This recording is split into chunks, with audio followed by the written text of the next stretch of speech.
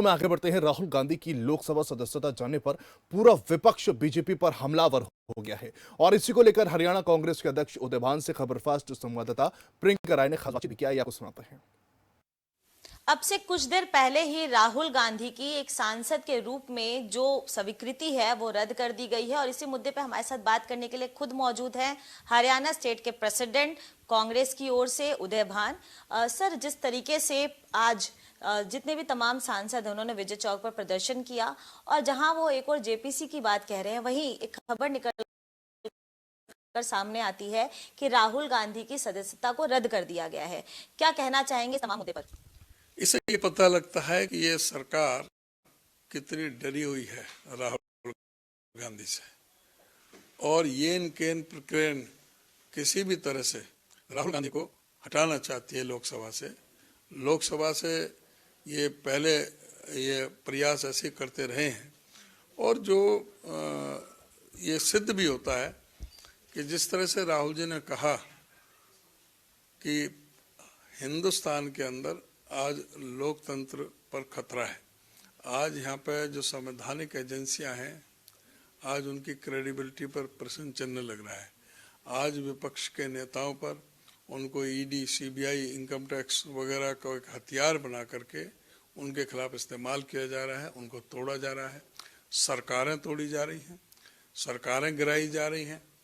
तो ये एक अघोषित इमरजेंसी के तौर पर इस देश के अंदर ये हो रहा है और बिल्कुल तानाशाही रवैया इस सरकार का है। इनको कोई शर्म लिहाज नहीं है, कोई ना लोकतंत्र की है। लोकतंत्र लोकलाज से चलता है, लेकिन लोकलाज नाम की इस सरकार में कुछ भी नहीं बचा है और इसलिए ये इस तरह के फैसले ले रहे हैं।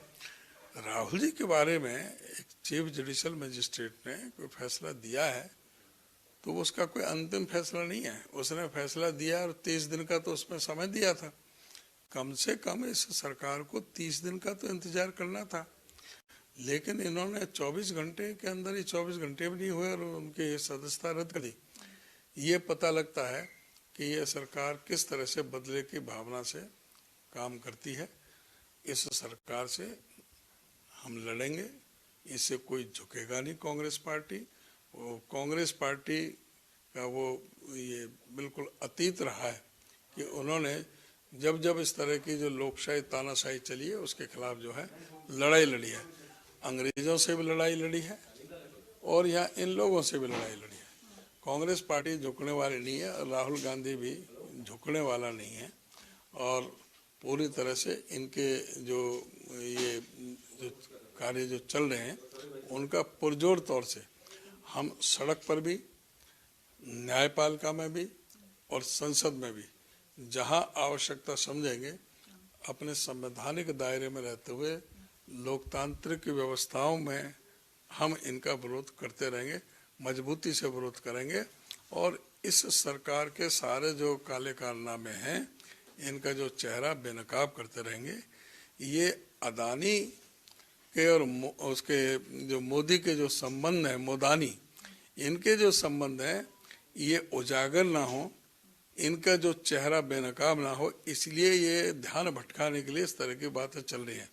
लेकिन इनको अदानी के बारे में भी बताना पड़ेगा। इस देश में जिस तरह की इन्होंने व्यवस्था बनाई है उसके जवाब इनको देना पड़ेगा और वो ठीक है। इनका तो जो जिस तरह के रवैया अपना रहे हैं ये विनाशकाली विपरीत बुद्धि वाली बात है। इस समय ये हर तरह का जिस तरह का रास्ता अपना रहे सारी जनता देख रही है और इनको समय पर इसको जवाब मिलेगा और कांग्रेस पार्टी मजबूती से इसका विरोध करेंगे, अपने लोकतांत्रिक ढंग से विरोध करेंगे और अदालत में भी, हायर अदालत में जाएंगे और जहां भी जरूरत होगी सड़क से संसद तक, न्यायालय में, सब जगह में इसको लड़ाई को मजबूती से लड़ेंगे। सर, आज शाम को 5 बजे भी आप लोग सबको बुलाया गया है। मल्लिकार्जुन खड़गे एक बैठक करने वाले हैं आप सबके साथ। पीसीसी डेलीगेट्स को बुलाया गया है और सोमवार को भी आप लोग देश भर में अलग अलग राज्यों में इस बात को उठाते हुए नजर आएंगे। तो क्या रणनीति होगी, क्योंकि राहुल गांधी को लेकर जो एक्शन लिया गया है वो कहीं ना कहीं आप लोग कह रहे हैं कि गलत है।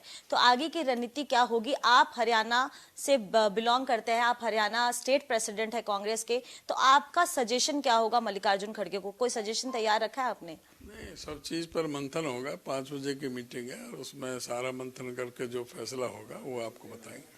आज से सुप्रीम कोर्ट में एक बार फिर से एसवाईएल और पंजाब का जो मुद्दा है, पंजाब हरियाणा के बीच में, वो सामने आया है और साफ तौर पर सुप्रीम कोर्ट ने ये बात कहा है कि दोनों राज्यों को मिलकर सुलझाना चाहिए। लेकिन साफ तौर पर पंजाब ये कहता है कि पानी नहीं है और हरियाणा कहता है कि हमारा पानी पे अधिकार है। इस पूरे मुद्दे को लेकर आपका क्या कहना है? जब दोनों राज्य को से सुलझ जाता तो सुप्रीम कोर्ट में जाते क्यों? सुप्रीम कोर्ट में इसलिए गए कि ये दोनों राज्यों पर ये मामला सुलझ नहीं रहा था। अब से नहीं, कितने सालों से हो रहा है और ये राष्ट्रपति रेफरेंस के जरिए पहले भेजा गया था, तब सुप्रीम कोर्ट ने फैसला लिया। अभी भी सुप्रीम कोर्ट को फैसला लेना चाहिए, सख्त लेना चाहिए कि ये बताना चाहिए कि कौन फैसले को नहीं मान रहा। जो फैसला सुप्रीम कोर्ट ने किया है उसको जो नहीं मान रहा उसको कैटेगरी में खड़ा करना चाहिए था। लेकिन सुप्रीम कोर्ट ने दोबारा कह दिया कि भाई आपस में मिलकर करो। आपस में मिलकर जब दो में झगड़ा है तो फैसला तो अदालत करेगी।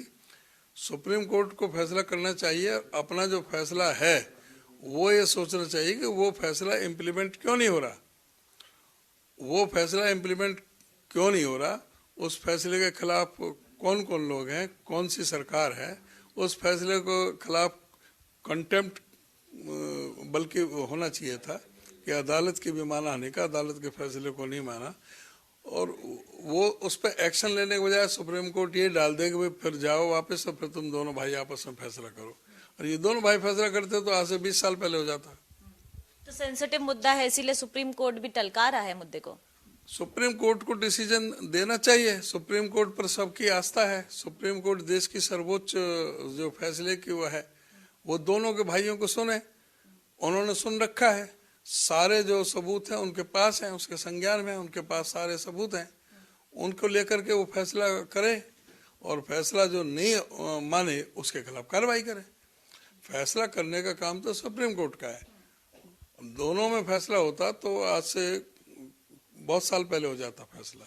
इसलिए तो सुप्रीम कोर्ट में गया था। सुप्रीम कोर्ट ने जब 2016 में फैसला किया तो सुप्रीम कोर्ट को ये चाहिए था जो तुम्हारा फैसला है 2016 का उसको इम्प्लीमेंट कैसे कराएं और उसको कौन नहीं मान रहा, कौन सा पक्ष नहीं मान रहा। जो पक्ष नहीं मान रहा उसके खिलाफ कार्रवाई करो। तो मैं तो ये चाहूंगा कि सुप्रीम कोर्ट को ही ये अंततः ये फैसला करना होगा और वो ऐसे राज्यों पर भेजना, मैं उससे सहमत नहीं हूँ।